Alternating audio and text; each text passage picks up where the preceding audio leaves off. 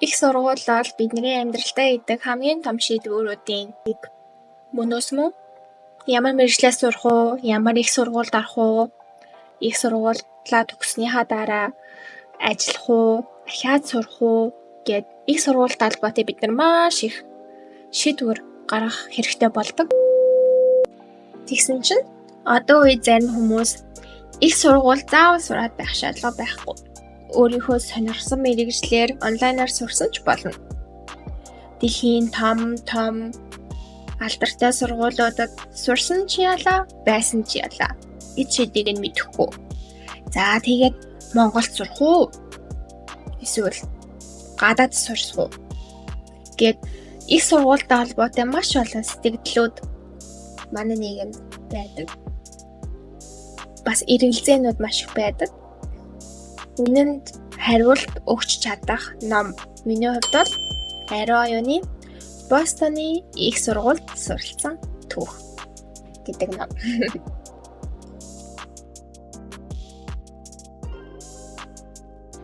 За би номын зохиолч Ариун Заяа буюу Ариун оюун гэж хэн бэ гэдгийг товчхон та бүхэнд танилцуулъя миний өнцгөөс. Би болохоор бүр анхных нь бичлэгээс эхлээл ерөнхийдөө бол үзэж эхэлсэн YouTube дээр. Тэгээд айгүй их нэг зөвлөгөөнүүдийг бас айгүй их дагдаг байсан. За тэгж явж агаад урлах клуб гэд шинээр Ариун оюун маань нээгээд тэр клубт бас нэг сар явж утсан. За тэр нэг сар бол миний хамгийн анхны одоо өөрийнхөө дотоод хүнийг сонсох, дотоод хүүхдээ сонсож эхлэх тийм эхлэл болсон гэж хэлж болно. Тийм болохоор Ариун оюун миний хувьд бүр айгүй тийм эрхэм хүн байдаг.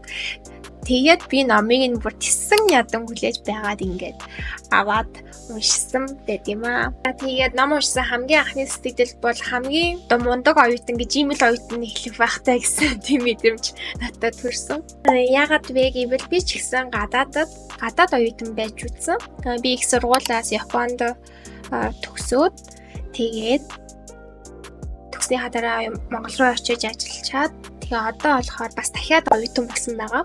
Тийм болохоор энэ номыг уншаад өмнө гаргаж байсан алдаагаа одоогийн оюутны амьдралдаа гаргахгүй тулд яах ёстойгоо ойлгосон гэж хэлж болно.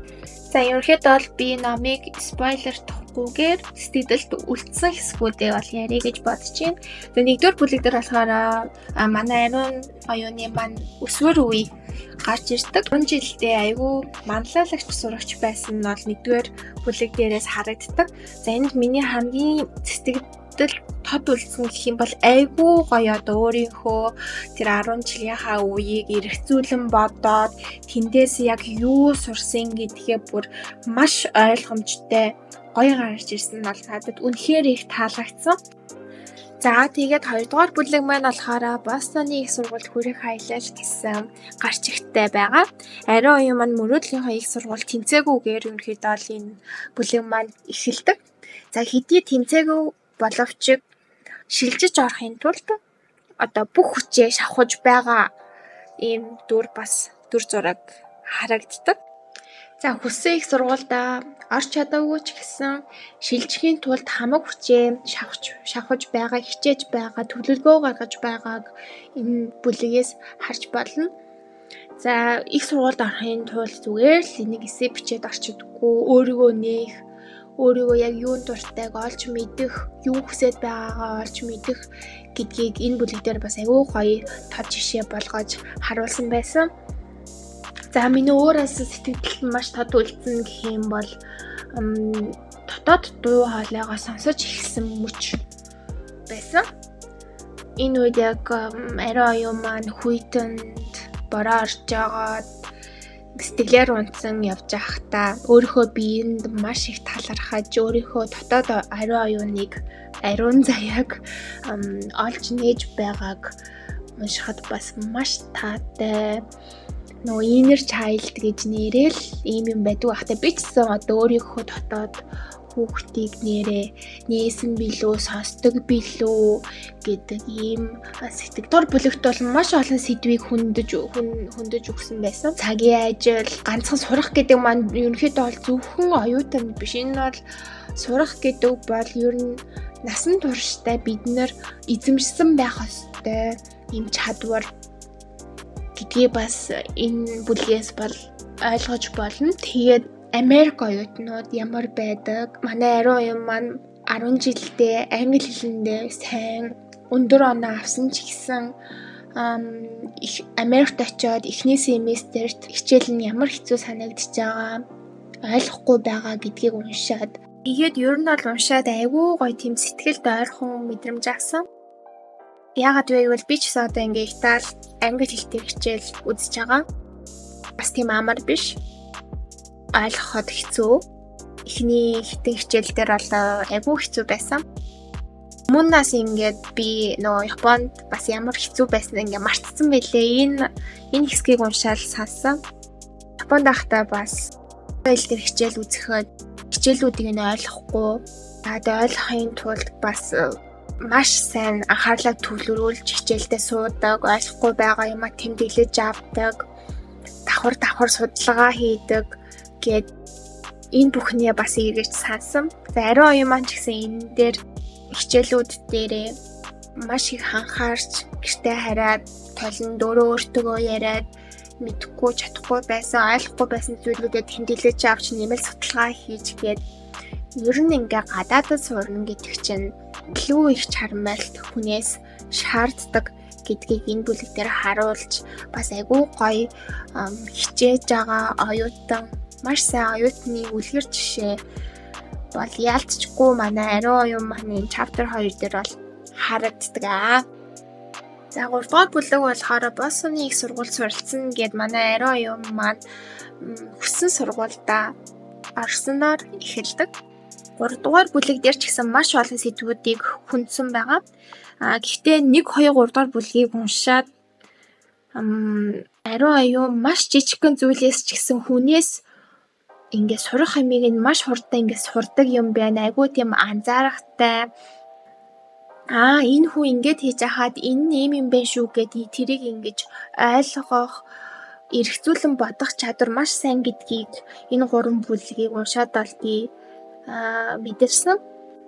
Бас боломжуудыг маш сайн ашиглаж чаддаг, боломжуудыг өөртөө нааштайгаар эргүүлж чаддаг гэдгийг харж чадна.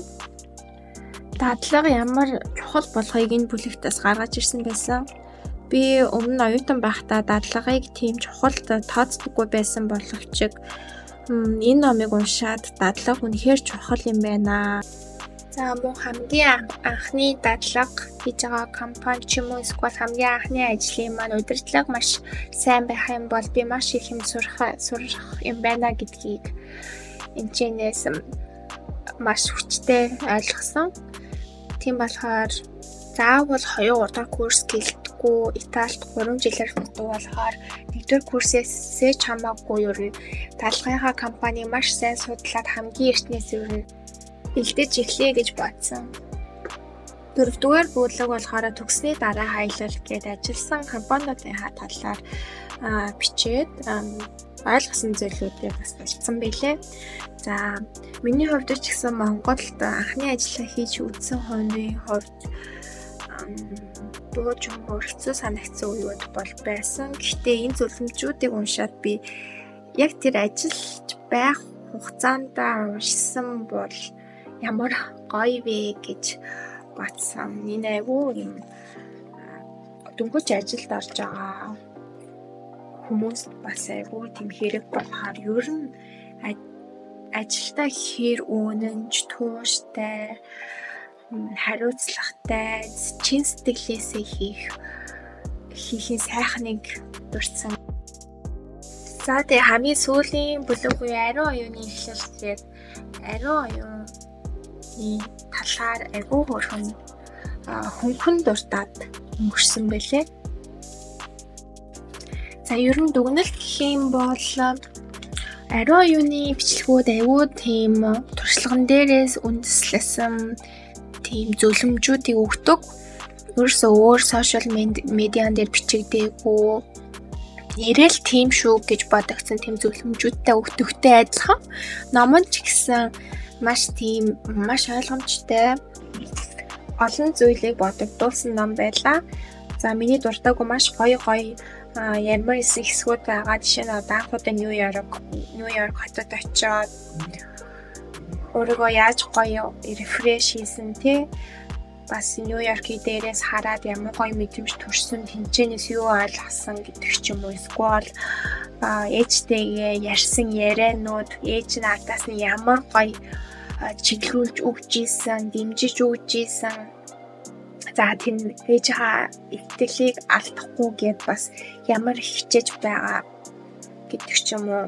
За бас би номноос бас маш сайн ойлгосон юм гэх юм бол алдартай сургууль, маш сайн сургууль бол яалтчгүй л маш сайн байд юм бэ. За наад зах нь оюутнуудыгаа хангаж байгаа хангамж. За хамт хичээл үзэж байгаа оюутнууд бас сайн оюутнууд байж ич тэнд хүүхдүүд улам сайн болно шүү дээ, тий. За би ямар хүмүүс санал болгомоор байна вэ гэвэл юм бүхэл төрлийн хүмүүс санал болгомоор байна. Энэ хүн жижиг юмнаас ямар их юм сурж байгаа, эргцүүлж бодож байгаа ч юм уу. Ямар нэгэн боломж олтонгууд тэр боломжийг яаж атгаж авч байгаа. Яаж мөрөөдлийнхөө төлөө, зорилгынхоо төлөө хичээж байгаа гэд би бүхэл хүмүүст ер нь санал болгомоор байна. Маш гоё ном байлаа. Баярлалаа.